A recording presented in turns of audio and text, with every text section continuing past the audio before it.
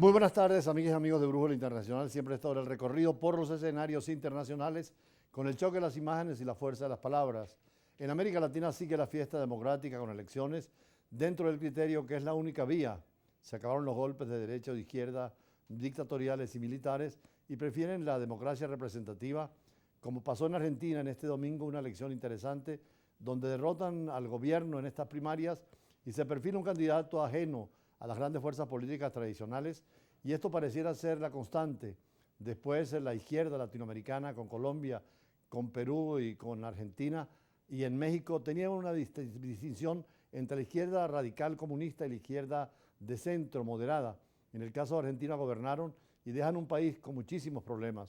Por eso el candidato libertario Javier Milei dio la sorpresa al afirmarse en las primarias de Argentina y lograr una mayoría que ha sorprendido a todos los cuadros políticos del país dentro del criterio de que puede derrotar al candidato del gobierno, que es precisamente el ministro de Economía, y a quien querían, dentro del criterio nuevo de una democracia distinta, Sergio, precisamente el candidato del gobierno, Sergio Massa, pareciera que Massa fuera derrotado, y el peronismo, como nunca ha tenido una votación muy baja, lo cual denota la crisis argentina, el problema de la vivienda, el problema de la alimentación y la educación, y la posibilidad de un cambio nuevamente dentro de Argentina, dejando de lado a la derecha clásica y al peronismo tradicional. Javier Milei fue el gran ganador de las elecciones primarias del domingo en Argentina. El economista libertario, que predica un agresivo discurso contra lo que llama la casta política, se convirtió en el candidato más votado con un 30% de los sufragios, muy por encima de lo que le pronosticaban los sondeos. El candidato de La Libertad Avanza vaticinó que está en condiciones de acceder a la presidencia en la primera vuelta del 22 de octubre. Le temen al modelo de la libertad porque es el modelo que termina con el robo de los políticos, que termina con el robo de la casta política, termina con el robo de los políticos ladrones, con el robo de los empresarios prebendarios, con el robo de los sindicalistas que entregan a los trabajadores. En unos comicios que partieron al electorado en tres partes, en segundo lugar quedó la coalición Juntos por el Cambio, que obtuvo poco más del 28% entre sus dos aspirantes a la presidencia. Finalmente su candidata será la exministra de Seguridad Patricia Bullrich, que con su discurso de mano dura se impuso al alcalde de Buenos Aires, Horacio Rodríguez Larreta. Pero también hoy tenemos motivos para celebrar juntos. Y estos motivos tienen que ver con la oportunidad que nos han dado de conducir y liderar un cambio profundo para la Argentina. Por su parte, el ministro de Economía, Sergio Massa, será el candidato de la alianza oficialista Unión por la Patria, que cosechó un 27% de los sufragios, entre él y su contendiente Juan Grabois. En el comando de campaña del peronismo reinaban las caras largas y el silencio. Y vamos a estar peleando hasta el último minuto porque estamos seguros que en la Argentina que viene el trabajo, la producción, la defensa de nuestros derechos y la educación pública tienen que ser valores incólumes, valores que no se modifiquen, gobierne quien gobierne. En este país marcado por la crisis económica, con una inflación que llega al 115% interanual y una pobreza que supera el 40%, las elecciones obligatorias tuvieron una participación del 69%. Para ganar en primera vuelta, los candidatos deberán cosechar un 45% de los votos afirmativos o al menos un 40% con una diferencia mayor a 10 puntos porcentuales respecto al segundo. Si ninguno lo logra, los dos aspirantes más votados irán a un balotaje el 19 de noviembre. Perfecto.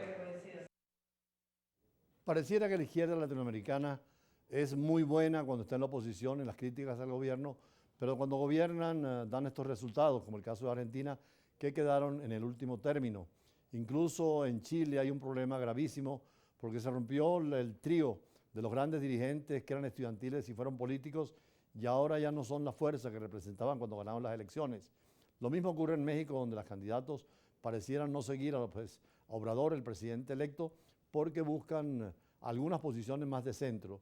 Es decir, la izquierda ofrece unos paraísos terrenales y la derecha tiene que también modernizar su discurso para ir más hacia el centro con programas sociales, como en Europa, donde el Estado social y de derecho permite ir por el camino recto hacia la participación popular.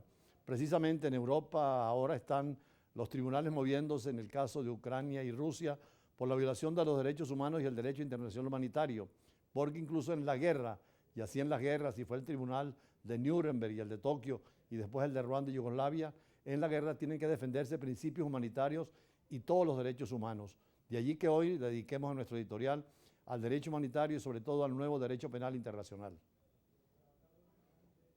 Dentro del doctorado que está realizando la Universidad Pontificia Santa Rosa, conversábamos con los alumnos sobre el nuevo derecho penal internacional. Este derecho es la realización última en la arquitectura jurídica del derecho como derecho penal internacional que precisamente el Comité Internacional de la Cruz Roja define como la rama del derecho por la cual se prohíben ciertas categorías de conductas consideradas delitos graves, se regulan procedimientos para la investigación, el enjuiciamiento y el castigo para esas categorías de conducta y se considera que una persona que perpetúe uno de estos delitos sería responsable personalmente.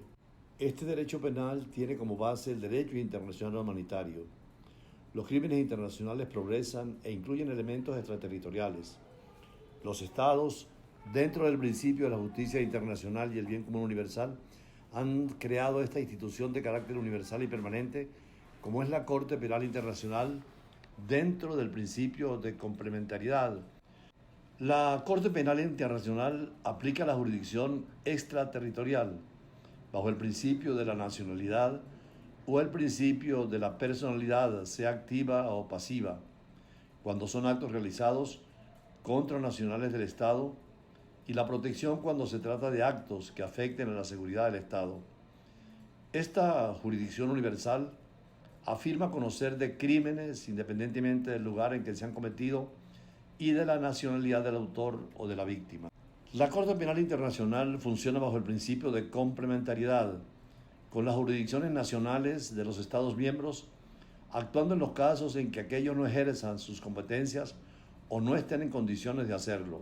Los crímenes de la Primera Guerra Mundial incentivaron la búsqueda de una justicia universal y así se previó en el Tratado de Versalles, pero fue solo en la Segunda Guerra Mundial cuando los aliados por la Carta de Londres decidieron establecer un Tribunal Penal Internacional por crímenes contra la humanidad y crímenes de guerra. Esto facilitó en noviembre de 1945 crear los tribunales de Nuremberg y el Tribunal de Tokio, núcleo fundamental del derecho penal en lo sustantivo y en lo procedimental. La Corte Penal Internacional es la síntesis de un derecho penal internacional con la limitación que solo se aplica a los Estados miembros del Estatuto de Roma.